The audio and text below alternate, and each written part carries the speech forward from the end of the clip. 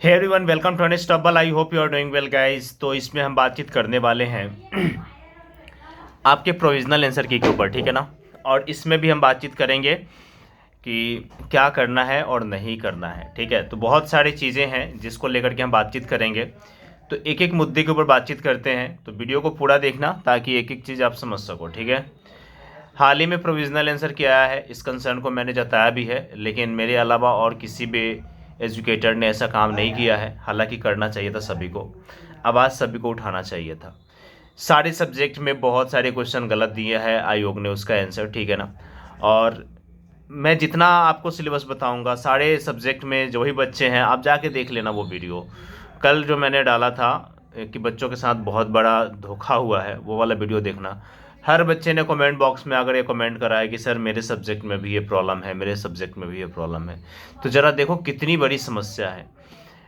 समस्या सिर्फ इतना ही नहीं है, समस्या अभी बहुत सारी है जिसके ऊपर इस वीडियो में बातचीत करेंगे। पहला बात तो ये होगा, क्या हम लोगों को ये डिमांड करना चाहिए कि आप आंसर की जारी करो, मतलब कि जो आपने आंसर की जारी करा है उसमें बहुत सारी खामियां हैं, तो फिर से आप एक और प्रोविज़नल की आंसर जारी करो। पहला ये है। दूसरा डिमांड ये करना चाहिए कि जिन क्वेश्चंस को बच्चों ने चैलेंज नहीं भी किया है या जिस सब्जेक्ट में चैलेंज नहीं भी हुए हैं, उस सब्जेक्ट में भी वेरिफिकेशन होना चाहिए, उस सब्जेक्ट के आंसर की में भी वेरिफिकेशन होना चाहिए। देन उसके बाद ही फाइनल आंसर की जारी होना चाहिए। बिकॉज में भी हो सकता है कि बहुत सारे सब्जेक्ट में बहुत सारे लोगों ने चैलेंज किए हो, लेकिन कितना भी कोई चैलेंज किया हो, बहुत सारे क्वेश्चन ऐसे होंगे जो रह जाएंगे जिसको नहीं देखा जाएगा। आयोग के पास तो बहुत अच्छा ऑप्शन है, वो तो जो चैलेंज होगा उसको देख लेंगे, जो चैलेंज नहीं होगा उसको वो तवज्जो भी नहीं देंगे। तो दूसरी बात ये है, क्या ऑफिशियल आंसर की जो फाइनल आएगा उसमें हम लोग को ये डिमांड करना चाहिए कि आप हर सब्जेक्ट को फिर से रीचेक करो, उसके आंसर को रीचेक करो। बिकॉज ये कहीं ना कहीं बच्चों के भविष्य का सवाल है। ऐसा तो है नहीं कि हाँ मैट्रिक इंटर का एग्ज़ाम हुआ है, थोड़ा मोड़ा चलेगा तो थोड़ा नंबर कम भी आ जाएंगे तो चलेगा, बच्चे पास हो जाएंगे। वैसा तो है नहीं, क्योंकि यहाँ पे आप 6% रिजल्ट दोगे और 6% रिजल्ट वैसे लोगों को ही मिलेगा जिसका सबसे हाईएस्ट मार्क्स होगा। तो जाहिर सी बात है, जिनका 1 नंबर 2 नंबर 3 नंबर से रहने वाला है वो छूट जाएंगे, ठीक है ना। तो आयोग को क्या ये इस पे कंसिडरेशन करना चाहिए, नहीं करना चाहिए, तो इसके ऊपर बातचीत करेंगे।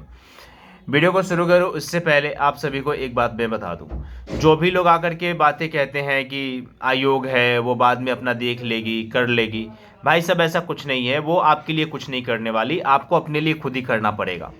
आप सोचोगे कि आप कुछ ना करो, आवाज़ ना उठाओ और आयोग ऐसा कर देगी, तो इम्पॉसिबल सा है, वो कुछ नहीं करने वाली। मतलब कि इनफैक्ट आपके लिए सुनने वाली भी नहीं है। बिना पैसे, देखो ये संस्थान तो ऐसी है कि बिना पैसे के लिए आपको आपका तो एडमिट कार्ड भी जारी ना करे, समझ रहे हो ना। एक तो आपको फॉर्म भरने के लिए आपको हज़ारों रुपए के आसपास खर्च करने हैं। दूसरा, प्रत्येक क्वेश्चन को चैलेंज करने के लिए 200 रुपये देने हैं। एक इन्होंने जिस दिन आंसर की रिलीज़ किया उस दिन शाम को 6 बजे तक या 9 बजे तक आंसर की दिखाया है नहीं साइट पे, और उसके बाद आपने 5 तारीख को रात को 11 बजे तक ही टाइम दिया। तो एक तो बहुत कम लिमिटेड टाइम दिया गया है, समझ रहे हो कि नहीं। इतना कम टाइम और उसके बाद इतने सारे सब्जेक्ट का वेरीफाई करके उसको चैलेंज करना, फिर उसके लिए आपको प्रूफ देना, कहाँ से कर लेगा इंसान भाई। 3 तारीख को आता है रात को 12 बजे के आसपास। देखो साइट जो है जनरली वो 12 बजे के आसपास से ही लगभग अच्छा काम करना शुरू किया। नहीं तो मैं अगर अपने एनालिसिस से बताऊं तो देखना मेरा वीडियो 3-4 घंटे का सिर्फ आंसर की वाला एक वीडियो पड़ा होगा जो मैं लाइव रह गया। काम ही नहीं किया सर, वेबसाइट काम ही नहीं किया।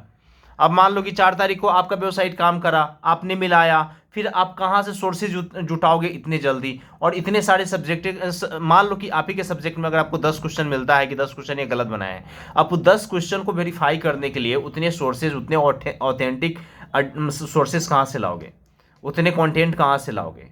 मान लो कि आपने लाभ ही लिया, ठीक है, तो इतने सारे 83 सब्जेक्ट है सर, 83 सब्जेक्ट, अब इतने सारे सब्जेक्ट कहाँ से लाओगे, समझ रहे हो कि नहीं। तो ये प्रॉब्लम है, कहीं ना कहीं ये प्रॉब्लम है। तो एक तो आपका टाइम जो आपने कम दिया था उस टाइम को बढ़ाना चाहिए, ठीक है।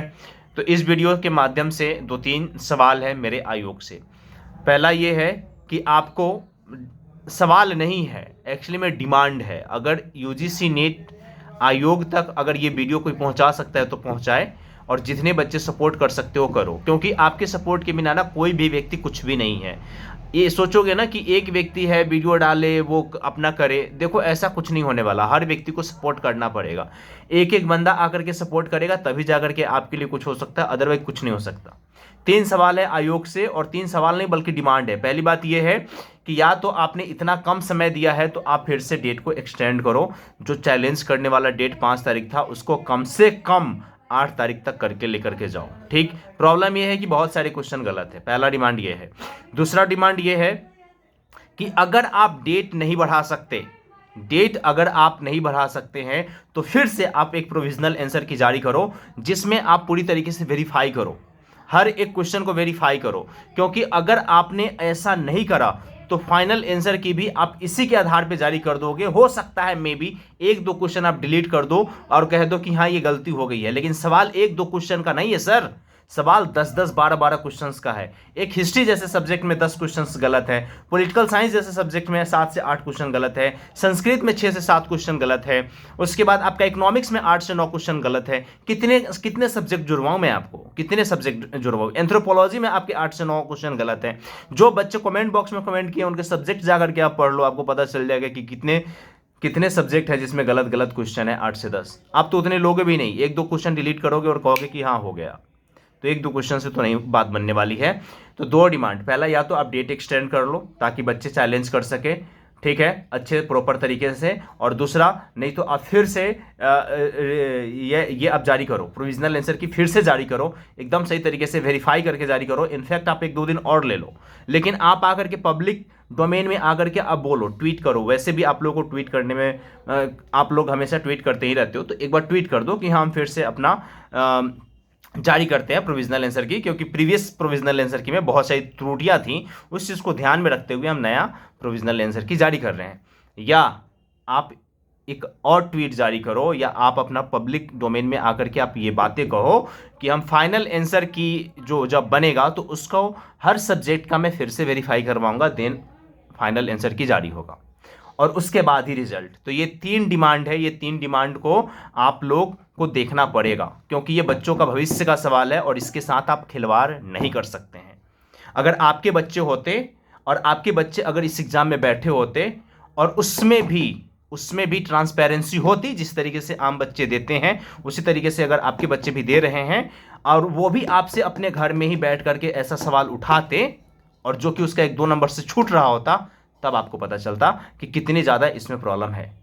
ठीक है, और मुझे उम्मीद है कि जो ये चेयरमैन साहब है इस बात को ज़रूर ध्यान में रखेंगे और इस चीज़ को ज़रूर ही ये प्रॉब्लम जो चल रहा है इसको ज़रूर ही सॉर्ट आउट करेंगे। ठीक है, क्योंकि काफ़ी आप बच्चों का सपोर्ट करते हो, बच्चों से आपका सहानुभूति है, आप शिक्षा व्यवस्था में बहुत बदलाव चाहते हो, तो please sir, please please please हाथ जोड़ के रिक्वेस्ट है कि इस चीज़ को भी ध्यान में रखा जाए, क्योंकि बच्चे परेशान हैं। और आप सभी जो कि आप देख रहे हो अगर इस वीडियो को, तो आपसे मेरा यही अपील है, हर व्यक्ति सपोर्ट करो, हर व्यक्ति, मम्मी पापा भाई बहन पेरेंट्स जो एग्ज़ाम दिए हैं वो भी, जो एग्ज़ाम नहीं दिए हैं वो भी, क्योंकि जो एग्ज़ाम दिए हैं उनका तो भविष्य का सवाल है ही, साथ ही आपका जो बच्चा है उसके भी भविष्य का सवाल है।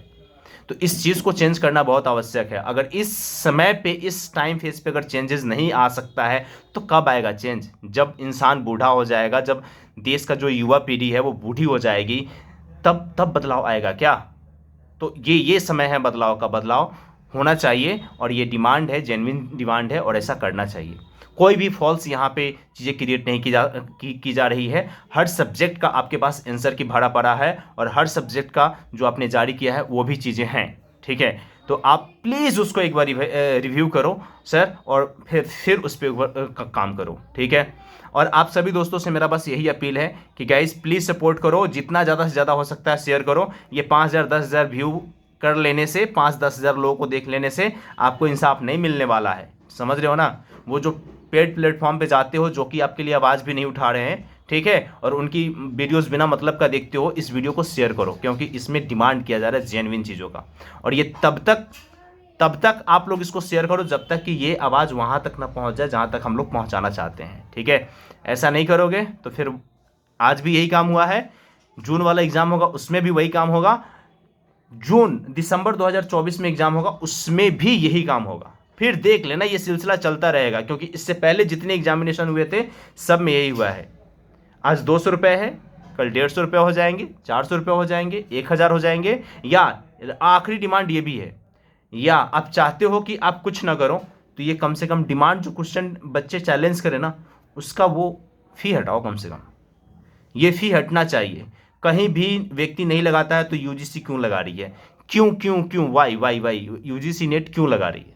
यूपीएससी जब पैसे नहीं लेती है, बीपीएससी नहीं लेती है, Uttar Pradesh public service commission नहीं लेती है, कोई संस्थान नहीं लेती है, तो आप क्यों ले रहे हो? वाई वाई सबसे बड़ा बात यहाँ ये है। आपको जब फॉर्म भरते समय हज़ारों रुपए दिए थे, उसका क्या हुआ?